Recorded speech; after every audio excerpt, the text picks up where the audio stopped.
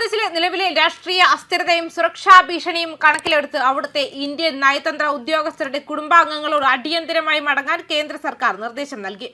ധാക്കയിലെ ഹൈക്കമ്മീഷനിലെയും മറ്റ് നാല് അസിസ്റ്റന്റ് ഹൈക്കമ്മീഷനുകളിലെയും ഉദ്യോഗസ്ഥരുടെ കുടുംബങ്ങൾക്കാണ് ഈ നിർദ്ദേശം ബാധകമാകുന്നത്.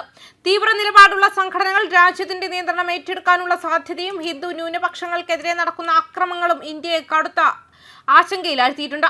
നിലവിലെ ഉദ്യോഗസ്ഥരെ വെട്ടിക്കുറയ്ക്കേണ്ടതില്ലെന്നാണ് തീരുമാനമെങ്കിലും കുടുംബാംഗങ്ങളുടെ സുരക്ഷ ഉറപ്പാക്കുന്നതിനാണ് മുൻഗണന നൽകുന്നത്. ബംഗ്ലാദേശിലെ സാഹചര്യം പാകിസ്ഥാനിലേതിന് സമാനമായ നോൺ ഫാമിലി വിഭാഗത്തിലേക്ക് മാറുന്നതിന്റെ സൂചനയാണ് ഈ നീക്കം വിലയിരുത്തപ്പെടുന്നത്.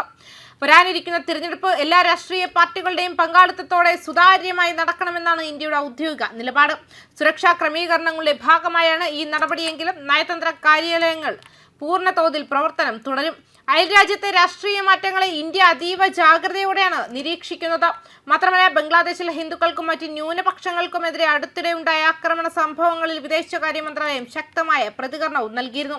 ഇവയെ വെറും മാധ്യമ അതിശയോക്തികളായി തള്ളിക്കളയാനോ രാഷ്ട്രീയ അക്രമമായി തള്ളിക്കളയാനോ കഴിയില്ലെന്നായിരുന്നു മുന്നറിയിപ്പ്. ബംഗ്ലാദേശിലെ സമീപകാല സംഭവ വികാസങ്ങളോട് പ്രതികരിച്ചുകൊണ്ട് വിദേശകാര്യ വക്താവ് രൺധീർ ജയ്സ്വാൾ പറഞ്ഞു, കഴിഞ്ഞ കുറച്ച് ദിവസങ്ങളായി ബംഗ്ലാദേശിൽ പ്രചരിക്കുന്ന തെറ്റായ വിവരണങ്ങളെ നിരാകരിക്കുന്ന ഒന്നിലധികം പ്രസ്താവനകൾ ഞങ്ങൾ പുറപ്പെടുവിച്ചിട്ടുണ്ട്. ബംഗ്ലാദേശിൽ ന്യൂനപക്ഷ അക്രമങ്ങൾ വർദ്ധിച്ചതോടെ ന്യൂഡൽഹിയിൽ നിന്നുള്ള റെഡ് ലൈൻ യുഎസ് സർക്കാരിനെതിരെ ഇന്ത്യ പ്രതിഷേധം രേഖപ്പെടുത്തി. മറ്റൊരു ഹിന്ദു മനുഷ്യനായ അമൃത് മണ്ഡലിന്റെ കൊലപാതകത്തെക്കുറിച്ച് അദ്ദേഹം പറഞ്ഞു, ബംഗ്ലാദേശിലെ സമീപകാല സംഭവ വികാസങ്ങളെക്കുറിച്ച് ഞങ്ങൾക്കറിയാം. സ്ഥിതിഗതികൾ സൂക്ഷ്മമായി നിരീക്ഷിച്ചുകൊണ്ടിരിക്കുകയാണ്. ബംഗ്ലാദേശിലെ ഹിന്ദുക്കൾ, ക്രിസ്ത്യാനികൾ, ബുദ്ധമതക്കാർ എന്നിവരുൾപ്പെടെയുള്ള ന്യൂനപക്ഷങ്ങൾക്കെതിരെ തീവ്രവാദികളുടെ കൈകളാൽ നിരന്തരം നടക്കുന്ന ശത്രുത ഗുരുതരമായ ആശങ്കാജനകമാണ്. മൈമൻ സിംഗിൽ ഒരു ഹിന്ദു യുവാവിന്റെ സമീപകാല ദാരുണമായ കൊലപാതകത്തെ ഞങ്ങൾ അപലപിക്കുന്നു. കുറ്റകൃത്യം ചെയ്തവരെ നിയമത്തിന് മുന്നിൽ കൊണ്ടുവരുമെന്ന് പ്രതീക്ഷിക്കുന്നു. ഇടക്കാല സർക്കാരിന്റെ കാലത്ത് ന്യൂനപക്ഷങ്ങൾക്കെതിരായ 2900-ലധികം അക്രമ സംഭവങ്ങൾ, കൊലപാതകങ്ങൾ, തീവയ്പ്, ഭൂമി കയ്യേറ്റങ്ങൾ എന്നിവയുൾപ്പെടെ സ്വതന്ത്ര സ്രോതസ്സുകൾ രേഖപ്പെടുത്തിയിട്ടുണ്ട്. ഈ സംഭവങ്ങളെ വെറും മാധ്യമ അതിശയോക്തികളായി തള്ളിക്കളയാനോ രാഷ്ട്രീയ അക്രമമായി തള്ളിക്കളയാനോ കഴിയില്ല, വിദേശകാര്യ വക്താവ് പറഞ്ഞതാണ്.